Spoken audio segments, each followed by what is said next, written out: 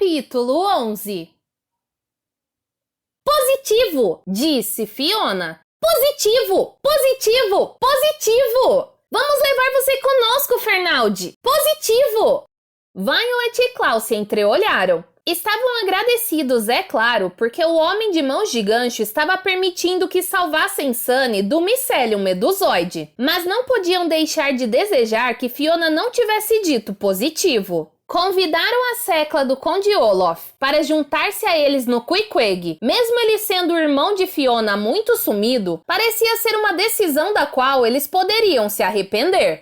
Fico muito feliz, disse o homem de mãos de gancho, dando aos dois irmãos um sorriso que eles acharam inescrutável. Uma palavra que aqui significa podia ser gentil ou detestável, mas era difícil saber. Tenho um montão de ideias sobre aonde podemos ir depois de sair do Carmelita.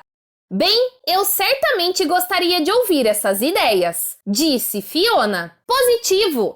Talvez possamos discutir este tipo de coisa mais tarde, disse Violet. Não acho que esse seja um bom momento para vacilar.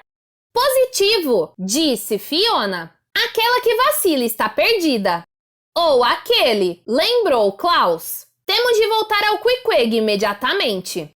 O homem de mãos de gancho abriu a porta do calabouço e olhou para os lados no corredor. Isso vai ser arriscado, disse ele acenando para as crianças com um de seus ganchos. O único caminho de volta ao Queequeg é pela sala dos remadores, mas essa sala está cheia de crianças raptadas. Esmeen pegou o meu tagliatelle grande e está chicoteando as crianças para elas remarem mais depressa. Os Baudelaire mais velhos não se deram ao trabalho de ressaltar que o homem de mãos de gancho já os tinha ameaçado com aquele mesmo macarrão quando eles trabalhavam no Parque Caligari, junto com alguns outros indivíduos que acabaram se juntando à trupe de Olaf. Será que existe um jeito de passar por eles? Perguntou Violet. Veremos, disse o capanga de Olaf. Sigam-me. O homem de mãos de gancho saiu andando pelo corredor em passos rápidos, com Fiona atrás dele carregando o capacete dentro do qual Sunny continuava tossindo. Violet e Klaus ficaram para trás de propósito para poder trocar algumas palavras com a micetologista. Fiona, você tem certeza de que quer trazê-lo conosco? Perguntou Klaus, aproximando-se ao máximo para murmurar no ouvido dela. Ele é um homem muito perigoso e volátil. Ele é meu irmão, respondeu Fiona em um sussurro veemente. E eu sou o capitão. Positivo. Sou responsável pelo Queequeg. Portanto, sou eu quem escolhe a tripulação.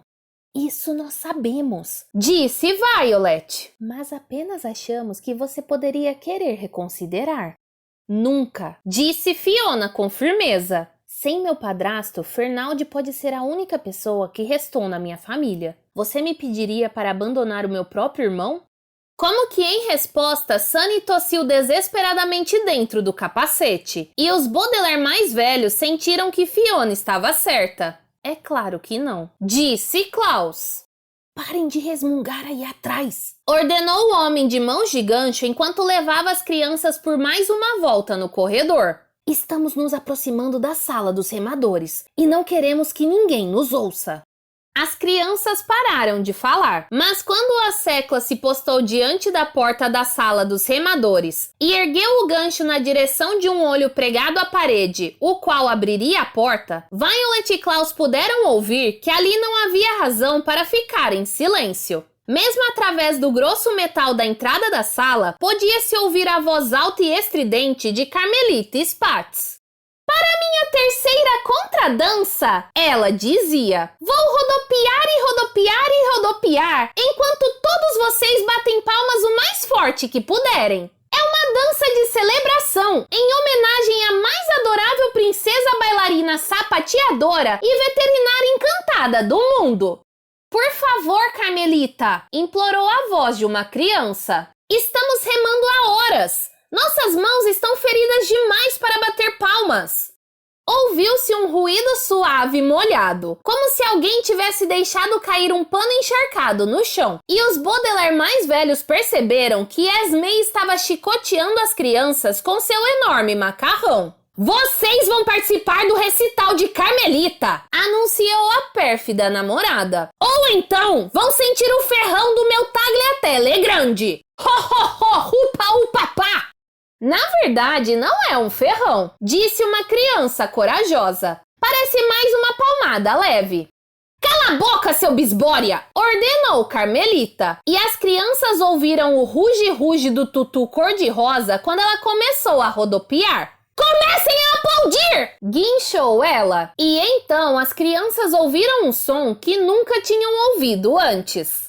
Não há propriamente perversidade no ato de cantar com uma medonha voz ululante. Pelo menos não mais do que em ter uma postura medonha, primos medonhos ou calças medonhas. Muitas pessoas nobres e agradáveis têm diversas dessas coisas. E existem até 1 ou 2 indivíduos gentis que têm todas elas. Mas se você tem alguma coisa medonha e quer impor a força para outra pessoa, então você realmente cometeu uma perversidade muito grande. Se você impõe sua postura medonha a alguém, por exemplo, se inclinando tão para trás que a pessoa é obrigada a escorá-lo, então você arruinou perversamente o passeio de fim de tarde dessa pessoa. E se você impõe seus primos medonhos a alguém, largando-os na casa dessa pessoa para escapar de suas presenças medonhas e passar algum tempo sozinho, então você arruinou perversamente o dia inteiro dela. E somente uma pessoa muito perversa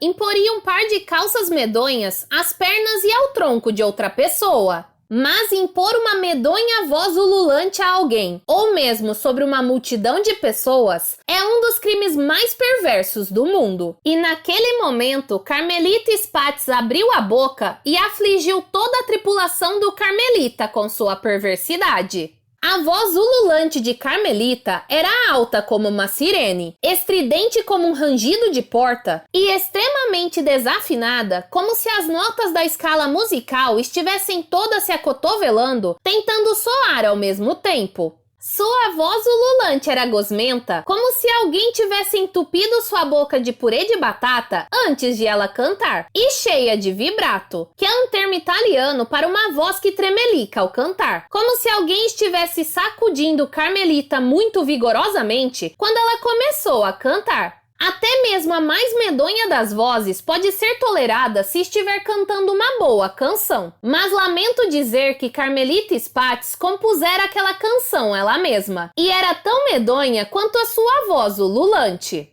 Violet e Klaus lembraram-se da escola preparatória por Frock, onde conheceram Carmelita. O vice-diretor da escola, um homem tedioso chamado Nero, forçava seus alunos a ouvirem-no tocar violino durante horas. E perceberam que aquele administrador devia ter exercido uma poderosa influência sobre a criatividade de Carmelita.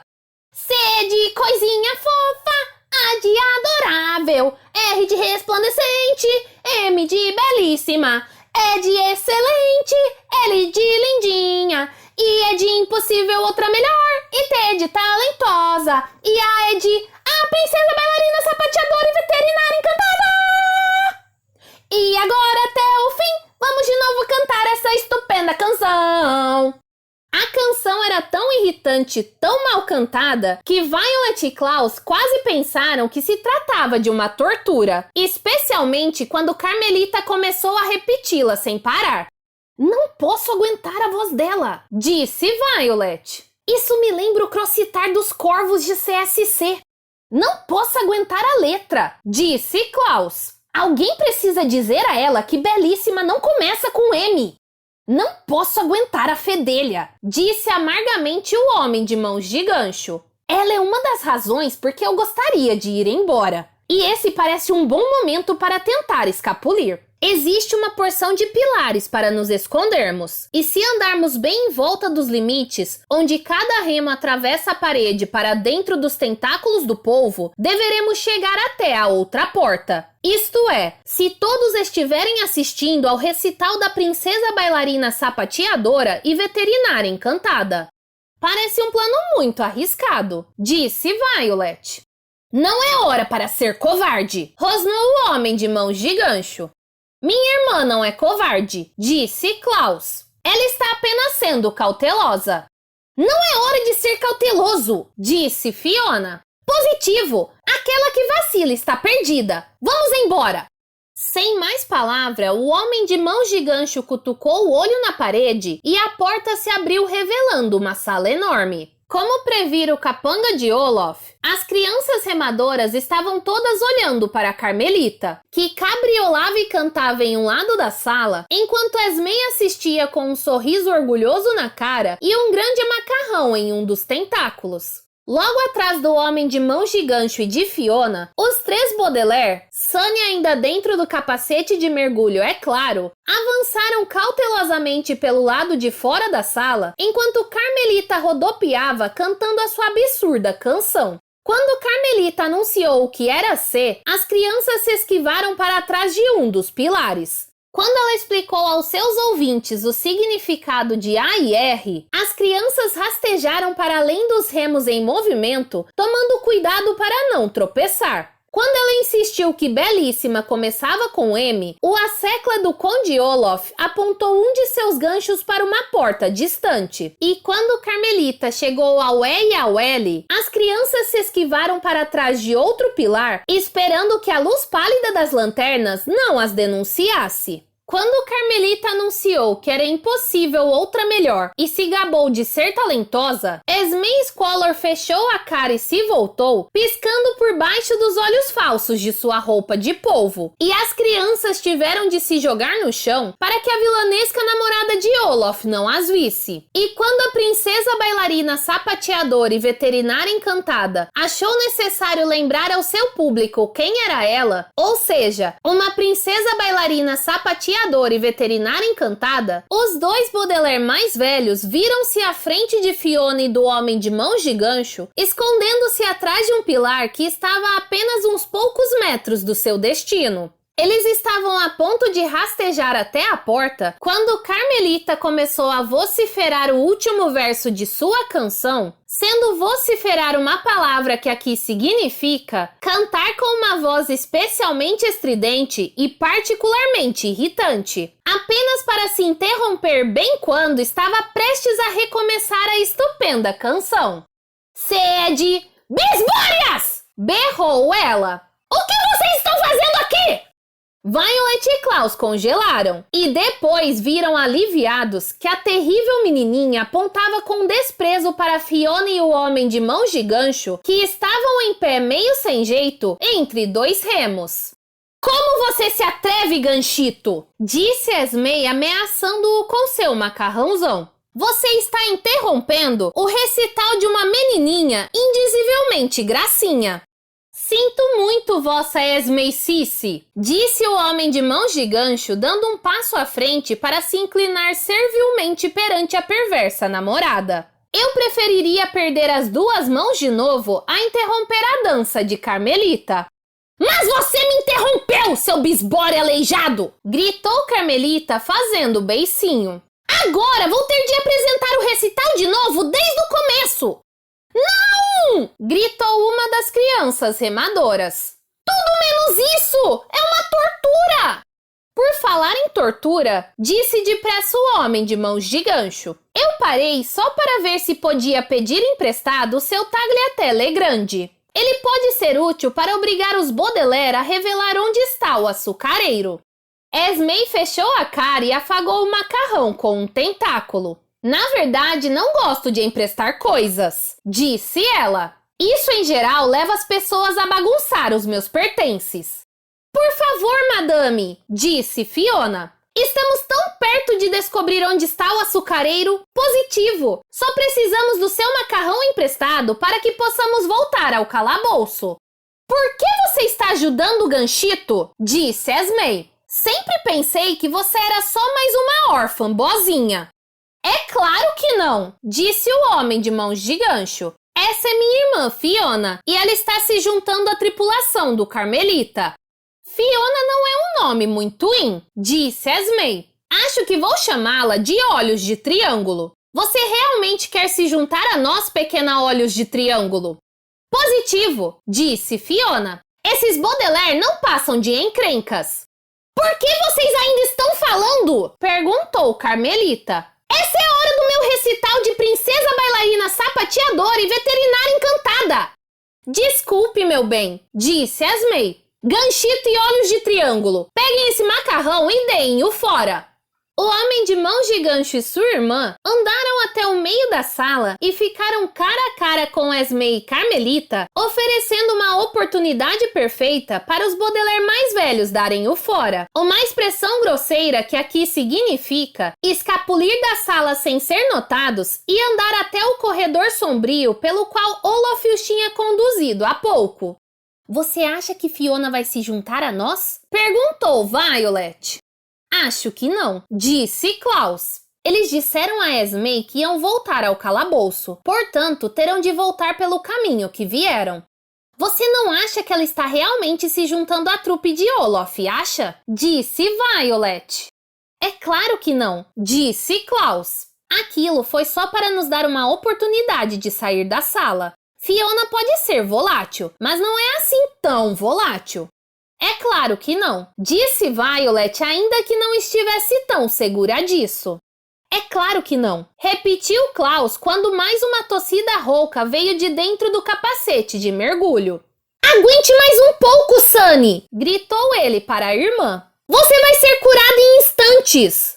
Embora ele tentasse soar confiante, o Baudelaire do meio não tinha como saber se suas palavras eram verdadeiras, apesar de fico contente de dizer terem sido. Como você vai curar Sunny? Disse Violet. Sem Fiona? Teremos de pesquisar nós mesmos, disse Klaus com firmeza. Nunca vamos conseguir ler toda a biblioteca micetológica dela a tempo de fazer um antídoto, disse Violet. Não temos de ler a biblioteca inteira, disse Klaus enquanto eles chegavam à porta do calabouço do Queequeg. Sei exatamente onde procurar. Sunny tossiu de novo e depois começou a arquejar, uma palavra que aqui significa produzir um som rouco e assoviante, indicando que sua garganta estava quase fechada. Os Baudelaire mais velhos mal podiam conter o impulso de abrir o capacete e consolar a irmã, mas não queriam se arriscar e ser envenenados eles mesmos. Espero que você tenha razão, disse Violet apertando o olho metálico na parede. A porta se abriu deslizando e as crianças correram para a vigia quebrada do submarino. O tempo de Sunny está quase esgotado. Contrito, Klaus assentiu e pulou pela vigia para cima da grande mesa de madeira. Embora pouco tempo tivesse se passado desde que as crianças saíram do Queequeg, o salão principal parecia ter sido abandonado há anos. Os 3 balões amarrados às pernas da mesa estavam começando a murchar. As cartas náuticas que Klaus estivera estudando haviam caído no chão, assim como o círculo de vidro que o Conde Olaf cortara da vigia, que ainda jazia ali. Mas o Baudelaire do meio ignorou todos esses objetos e catou no chão o cogumelos e suas minúcias. Esse livro deve conter as informações sobre o antídoto. E abriu o tomo imediatamente no sumário, enquanto Violet carregava Sunny para dentro do submarino. Capítulo 36. A levedura das feras. Capítulo 37. Comportamento dos cogumelos Morel em uma sociedade livre. Capítulo 38. Mofos fungíveis, fungos mofadores. Capítulo 39. Valas fúngicas abertas à visitação. Capítulo 40. A Gruta Gorgônia. É isso, disse Violet. Capítulo 40. Klaus folheou as páginas enquanto Sunny arquejava de novo desesperadamente. Mas eu gostaria que o Baudelaire do meio tivesse tido tempo de retornar a algumas das páginas que folheava com pressa. A Gruta Gorgônia, leu ele, localizada na propinquidade da Aquaticus Whistle, possui apropriadamente uma denominação sombria que, com raízes na mitologia grega... Já sabemos tudo isso, disse Violet. Pule para a parte sobre o micélio. Os olhos de Klaus esquadrinharam a página com facilidade, pois ele já tinha muita prática em pular as partes dos livros que achava menos úteis. O Mycelium medusoide possui uma estratégia conducente singular de alterar as fases crescente e minguante, interrompeu Violet enquanto a tosse de Sunny continuava a crescer. Pule para a parte que fala do veneno. Como diz o poeta, leu Klaus. De um único esporo é tão cruel o poder, que em menos de 1 hora tu podes morrer. Seria então possível deixá-lo mais ralo? Sim, basta uma dose de raiz de cavalo. Raiz de cavalo? Repetiu Violet. Como é possível um cavalo com raiz? Não sei, disse Klaus. Em geral, os antídotos contêm certas extrações botânicas, como o pólen de uma flor ou o caule de uma planta. Deixá-lo mais ralo seria a mesma coisa que criar um antídoto? Perguntou Violet. Mas antes que seu irmão pudesse responder, Sunny ofegou de novo, e o capacete de mergulho oscilou para cá e para lá enquanto ela lutava contra o fungo. Klaus olhou para o volume que tinha nas mãos e então para a irmã, e depois enfiou a mão no bolso à prova d'água de seu uniforme. O que está fazendo? Perguntou Violet. Pegando o meu livro de lugar comum, respondeu Klaus. Eu anotei todas as informações sobre a história da Aquaticusão Whistle que encontramos na gruta. Não temos tempo para conferir sua pesquisa, disse Violet. Precisamos encontrar um antídoto já! Fiona tem razão! Aquele ou aquela que vacila está perdido! Klaus sacudiu a cabeça. Não necessariamente, disse ele e virou uma página do seu caderno azul. Se pararmos um momento para pensar, poderemos salvar nossa irmã. E agora, o que Kit Snicket escreveu naquela carta? Aqui está. O fungo venenoso que você insiste em cultivar na gruta vai trazer severas consequências para todos nós. Nossa fábrica no mau caminho pode prover uma certa diluição da capacidade destrutiva do micélio sobre a respiração, deixando-o menos nocivo. É isso! CSC estava fazendo alguma coisa em uma fábrica perto do mau caminho que podia diluir os efeitos do micélio. Mau caminho? Disse Violet. Esse era o nome da estrada para a casa do tio Monte. Tinha um cheiro horrível, está lembrado? Tinha cheiro de pimenta preta. Não, pimenta preta não. Klaus deu uma olhada no seu livro de lugar comum e depois no cogumelos e suas minúcias. Raiz de cavalo, disse ele baixinho. A estrada tinha cheiro de raiz de cavalo, também conhecida como raiz forte. É esse o antídoto! Violet já estava andando firme na direção da cozinha. Tomara que Phil goste de cozinhar com raiz forte, disse ela e abriu a porta com um empurrão. Klaus pegou o capacete arquejante e acompanhou-a para dentro da minúscula cozinha. Mal havia espaço suficiente para as crianças ficarem em pé no pequeno vão entre o fogão, a geladeira e 2 armários de madeira. Os armários devem servir de despensa, disse Klaus usando uma palavra que aqui significa lugar onde se espera que os antídotos estejam guardados. Se ele tiver raiz de cavalo, deve estar guardada lá.